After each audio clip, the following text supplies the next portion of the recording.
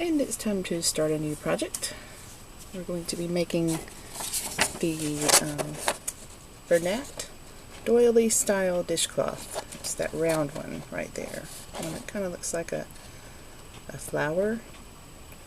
And it's all knitted in the round. You start in the very center and then you go round and round and round, and you'll end up with the largest at the very end. And it's considered to be a lace design because of the holes that you have around the edges. To make this pattern, you need cotton yarn, and I'm using Lily Sugar and Cream Scents in the color Powder, which is white.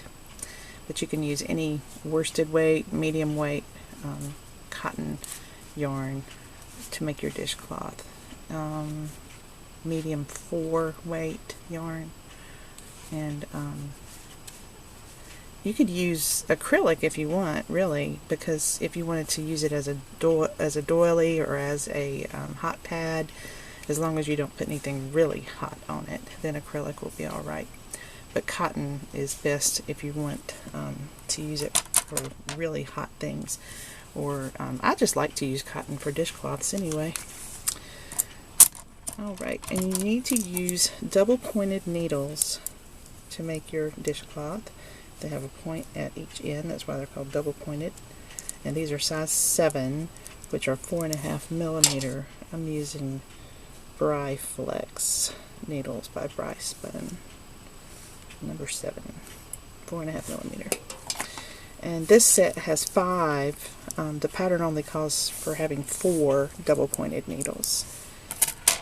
And what I do when I first start in the center, it's small in diameter, and then it starts getting bigger and bigger. And when it gets big enough, I switch to size 16-inch circular needles. They're not very long. They have a little tiny cable in between. I'll pull it out so you can see.